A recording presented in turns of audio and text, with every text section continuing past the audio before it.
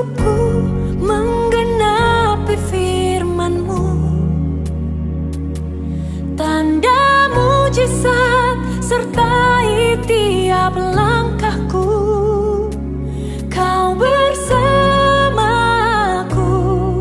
di dalamku, jadi bukti kebesaran-Mu.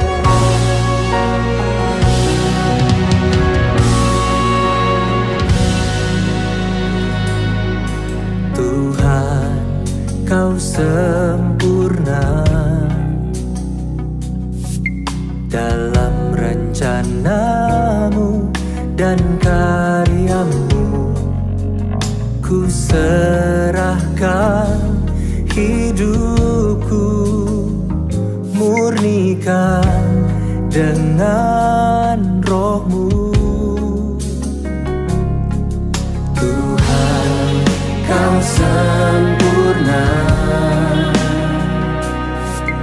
dalam rencana-Mu dan karya-Mu.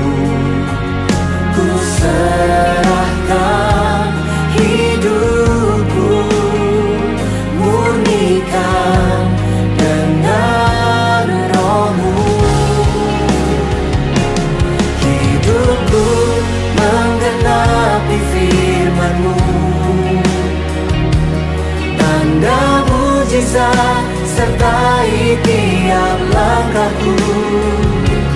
Kau bersamaku di dalamku, jadi bukti kebesaran-Mu.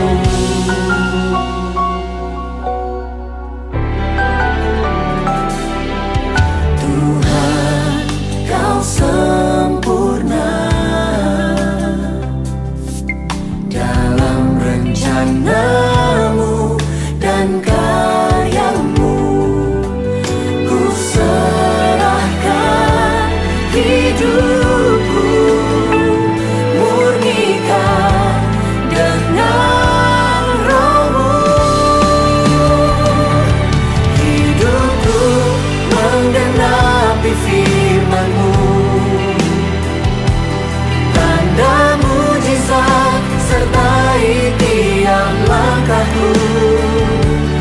Kau bersamaku di dalamku, jadi bukti kebesaran-Mu.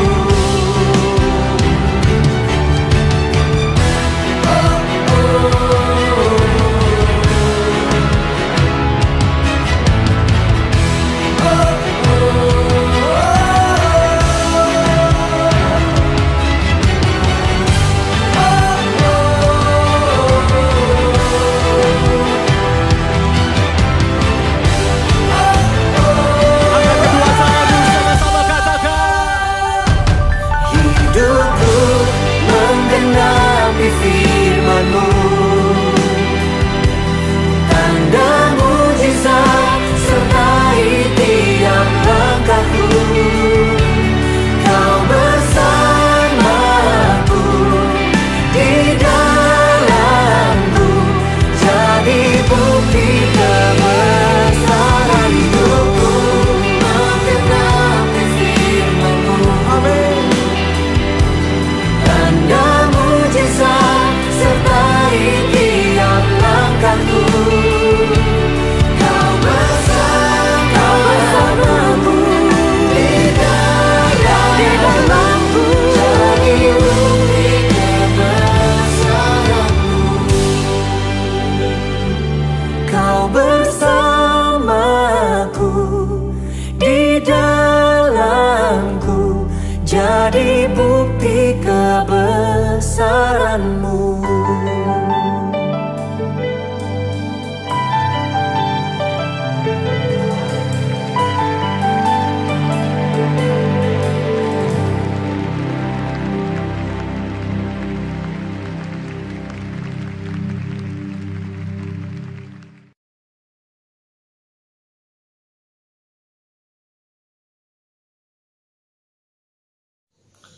Selamat pagi Bapak Ibu saudara sekalian. Pagi hari ini kita akan kembali merenungkan firman Tuhan. Firman Tuhan saya beri judul Buang Sampah.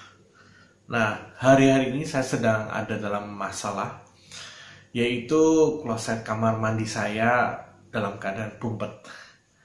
Dan beberapa hari ini kami telah mengundang petugas untuk membersihkan, tetapi tidak kunjung datang karena ada kebanjiran.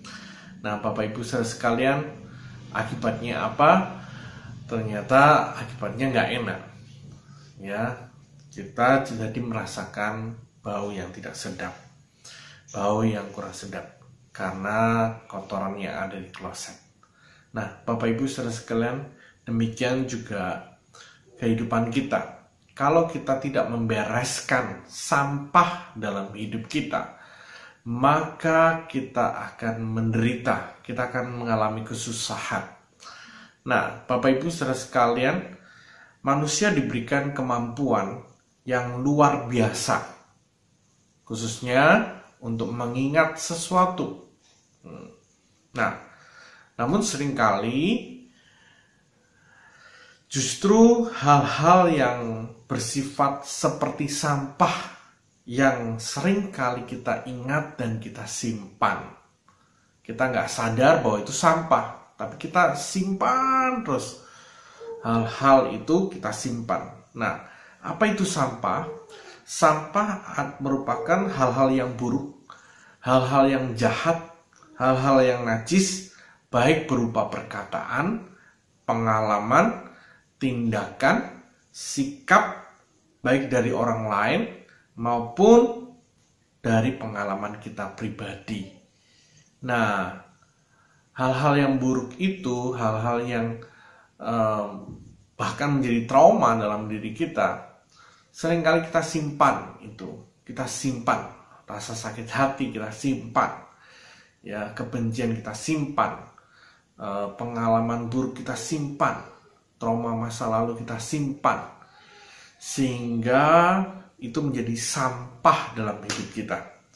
Padahal ada banyak hal yang indah, hal yang besar, hal yang mulia, hal yang sedap didengar, dan hal yang suci yang seharusnya kita simpan di dalam kehidupan kita. Seperti yang dikatakan di dalam Filipi 4 ayat 8 mengatakan, jadi akhirnya saudara-saudara, semua yang benar, semua yang mulia, semua yang adil, semua yang suci, semua yang manis, semua yang sedap didengar, semua yang disebut kebajikan dan patut dipuji, pikirkanlah semuanya itu. Nah, pertanyaannya pagi hari ini, apakah kita masih menyimpan sampah dalam diri kita? Jujur terhadap diri kita. Apakah dalam pikiran kita ada sampah dalam hidup kita? Pagi hari ini mari kita bereskan sampah-sampah yang tidak berguna, yang berbau, yang membawa hal-hal buruk dalam hidup kita. Nah, Bapak Ibu saudara sekalian, sampah seringkali tersimpan di dalam pikiran dan hati kita. Nah, kita ingat, kita simpan juga di dalam hati kita. Itulah sampah yang ada dalam hidup kita. Tempat penyimpanannya ada di pikiran dan ada di hati. Nah, karena itu firman Tuhan berkata, supaya hati kita dibersihkan. Seperti tercatat di dalam Ibrani 10 ayat 22 mengatakan, karena itu marilah kita menghadap Allah yang dengan hati yang tulus ikhlas dan keyakinan iman yang teguh, oleh karena hati kita telah dibersihkan dari hati nurani yang jahat dan tubuh kita telah dibasuh dengan air yang murni. Sebab itu betapa pentingnya menjaga pikiran dan menjaga hati, supaya yang tersimpan hanyalah hal-hal yang baik. Bapak Ibu saudara sekalian, kita sulit menjaga pikiran dan menjaga hati. Jangankan menjaga pikiran dan menjaga hati. menjaga hidung kita saja itu tidak mudah. Buktinya hari-hari ini banyak orang terkena COVID karena mereka menghirup, ya, karena penyakit itu masuk di dalam hidung kita. Nah, karena itu pikiran dan hati sangat penting untuk kita jaga, dan kita membutuhkan Tuhan untuk menjaganya. Bapak Ibu saudara sekalian, mengapa penting membuang sampah? Yang pertama, sebab sampah yang tersimpan akan mengakibatkan penyakit dalam hidup kita. Nah, sampah yang kita simpan tadi, hal-hal yang buruk, hal-hal yang jahat, hal-hal yang kotor, hal-hal yang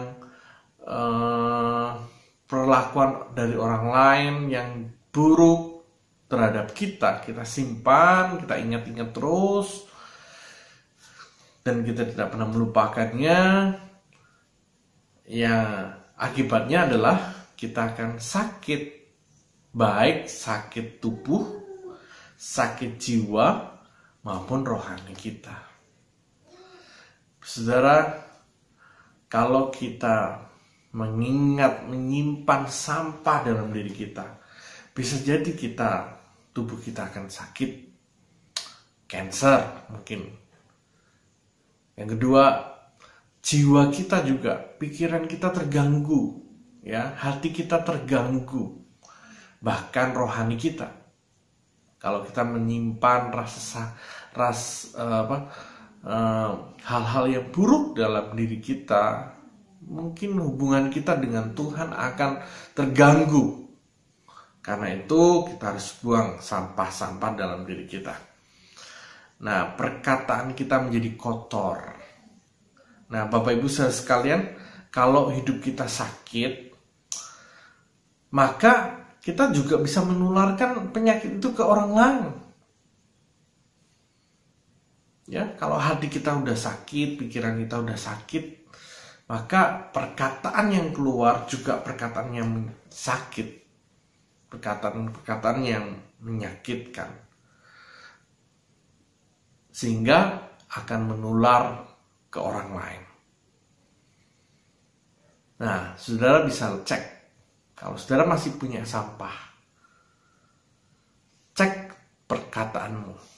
Apakah perkataan kita perkataan sampah atau perkataan yang berbobot, perkataan yang mengandung hal-hal yang berharga, hal-hal yang bernilai, hal-hal yang tidak merendahkan orang lain.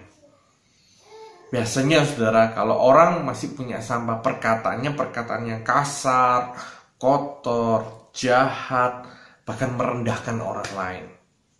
Sikapnya juga arogan, sombong, bahkan minder. Bapak Ibu saudara sekalian, pikiran kita juga menjadi jahat kalau kita masih punya sampah dalam diri kita. Sakit jiwa, pikiran, ya, rohani kita juga sakit.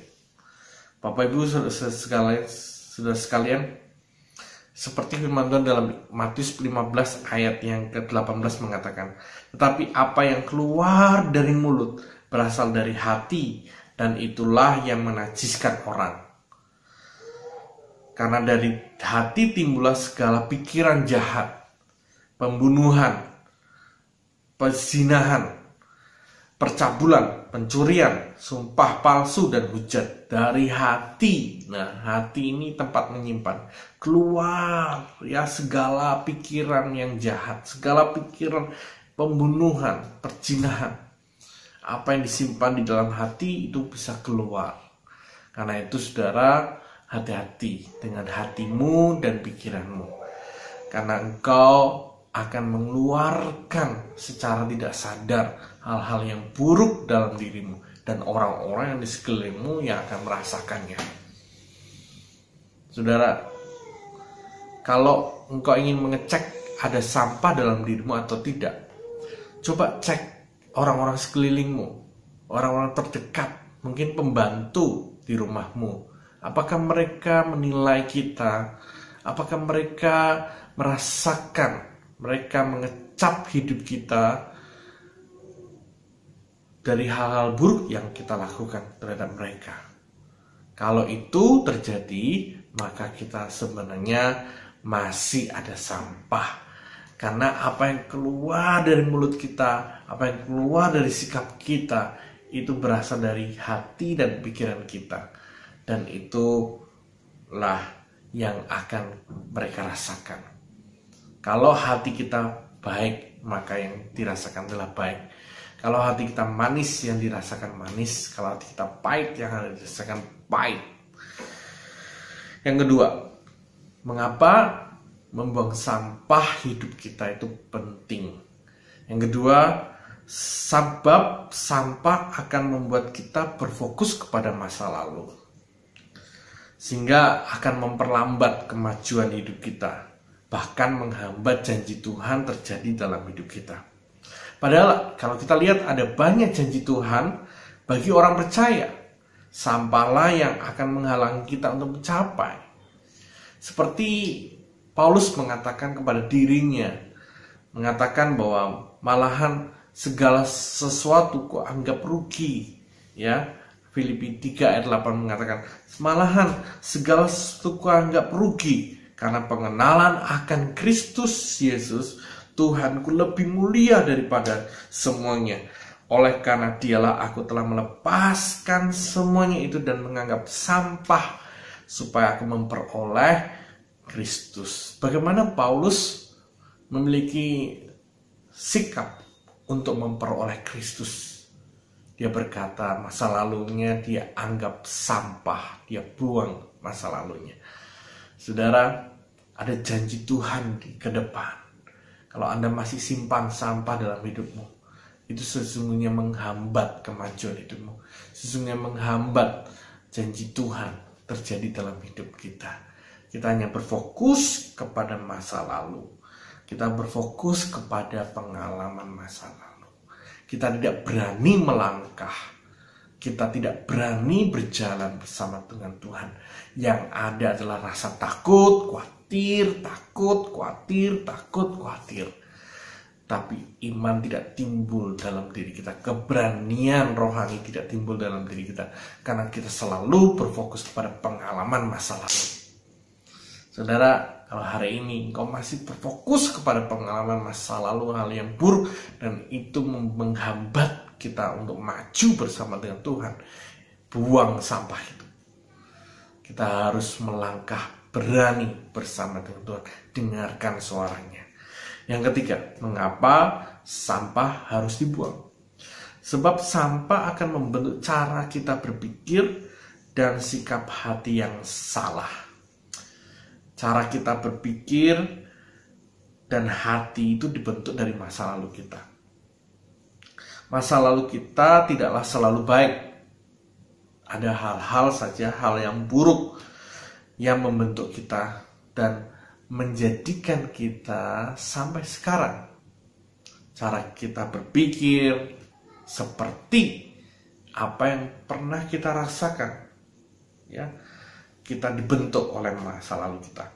Kalau kita dibesarkan, saya kasih contoh, kalau kita dibesarkan sebagai anak bos saja, ya, maka kebiasaan itu akan membentuk cara kita berpikir, dan pada akhirnya kita pun memiliki sikap yang sama, bosi banget, karena kita sudah terbiasa dilayani, kita terbiasa memerintah, dan waktu kita memimpin juga kita akan melakukan hal yang sama. Bapak Ibu saudara sekalian, hal-hal yang buruk yang tidak sesuai dengan firman, buanglah seperti sampah dalam hidupmu. 1 Korintus 5 ayat 7 mengatakan, buanglah ragi yang lama itu supaya kamu menjadi adonan yang baru, sebab kamu memang tidak beragi. Sebab anak domba Paskah kita juga telah disembelih, yaitu Kristus. Nah, 1 Korintus ini sedang berbicara tentang ragi yang lama. Ragi yang lama itu apa sih? Dalam 1 Korintus ini, ragi yang lama adalah perbuatan dosa yang lama, yaitu khususnya percabulan. Kalau kita pelajari di 1 Korintus ini, dosa percabulan. Nah, itu bisa diaplikasikan dalam dosa-dosa yang lain. Kalau kita masih menyimpan itu, maka kita tidak akan menjadi adonan yang baru. Kita akan terus dalam hidup yang lama, sekalipun profesi kita baru, sekalipun jabatan kita bagus di gereja, sekalipun kita melayani, itu casing, tapi adonannya tetap sama, yaitu adonan lama. Jangan sampai kita jadi orang yang luarnya baik, tapi adonannya tetap sama. Kita tidak membuang itu dalam diri kita. Bapak Ibu saudara sekalian, solusinya apa? Terakhir, Yakobus pasal 1 ayat 21 sampai 23 mengatakan, sebab itu buanglah segala sesuatu yang kotor dan kejahatan yang begitu banyak itu, dan terimalah dengan lemah lembut firman yang tertanam di dalam hatimu, yang berkuasa menyelamatkan jiwamu. Tetapi hendaklah kamu menjadi pelaku firman dan bukan hanya pendengar saja. Dan sebab jika tidak demikian, kamu menipu diri sendiri. Sebab jika seorang hanya mendengar firman saja dan tidak melakukannya, ia adalah seumpama seorang yang sedang mengamat-amati mukanya yang sebenarnya di depan cermin. Saudara, solusinya adalah